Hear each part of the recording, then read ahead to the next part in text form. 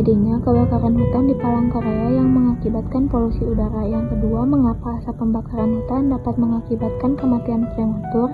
Dan yang ketiga, bagaimana peran pemerintah dalam menanggulangi polusi udara yang diakibatkan kebakaran hutan di Palangkaraya. Yang keempat, daerah manakah yang paling terkena dampak buruk dan pencemaran udara ini. Dan yang kelima, siapa saja yang terkena dampak dari pencemaran udara akibat kebakaran hutan ini. Dan yang terakhir, kapan pemerintah melakukan upaya untuk mengatasi pencemaran udara ini. Kebakaran hutan dan lahan bukan lagi fenomena asing di beberapa wilayah, khususnya Sumatera dan Kalimantan. Hal ini tidak lepas dari aktivitas manusia. Selain faktor alam, pencemaran udara akibat kebakaran hutan ini memiliki beberapa dampak yang sangat merugikan bagi masyarakat sekitarnya. Hipotesis yang kami buat adalah, adakah pengaruh dari aktivitas rumah tangga terhadap terjadinya pencemaran udara? Pada menit ke-1, kondisi tumbuhan masih segar, air masih jernih, hewan jangkrik masih hidup, kabut asap menguap di permukaan plastik, serta tidak ada reaksi pada plastik kaca. Pada menit kedua, kondisi tumbuhan masih segar, air jernih, hewan jangkrik masih hidup, kabut asap menguap di permukaan plastik, dan belum ada reaksi pada plastik kaca.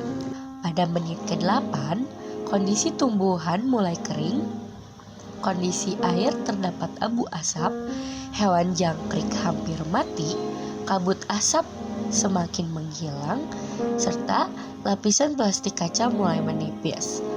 Pada menit ke-9, kondisi tumbuhan semakin layu, kondisi air menguning, serta terdapat abu dari asap heat.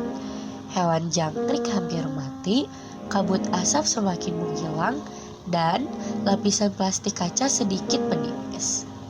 Setelah melakukan pengamatan, maka dapat kita buktikan, yaitu ya benar ada pengaruh dari aktivitas rumah tangga terhadap pencemaran udara ini. Bagaimana reaksi tumbuhan dan hewan di menit terakhir pengamatan?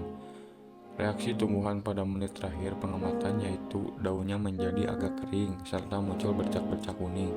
Sedangkan reaksi hewan pada menit terakhir pengamatan yaitu hewan jangkrik tersebut melemah dikarenakan kekurangan oksigen yang bersih. Hal ini disebabkan oleh tercemarnya udara karena asap dari asap heat kertas.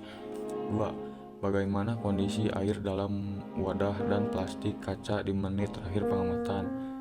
Kondisi air dalam wadah yaitu kualitas air menjadi buruk serta di dalam air tersebut terdapat abu dari asap heat tersebut.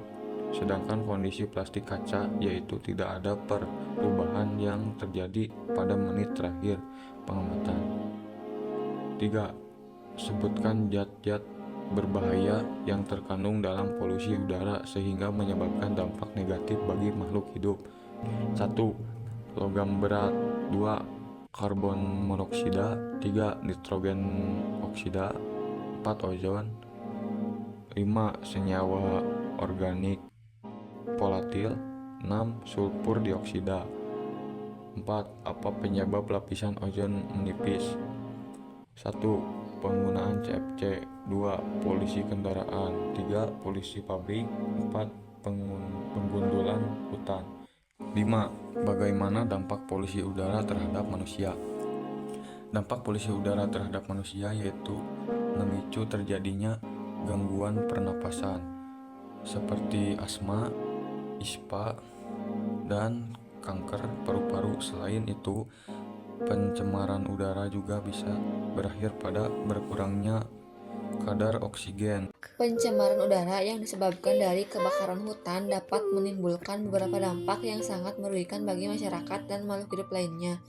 Sebagian besar polusi udara terfokuskan pada efek akibat terhirup melalui saluran pernapasan. Oleh karena itu, diperlukan kesadaran yang tinggi untuk mengurangi pencemaran udara di muka bumi kita.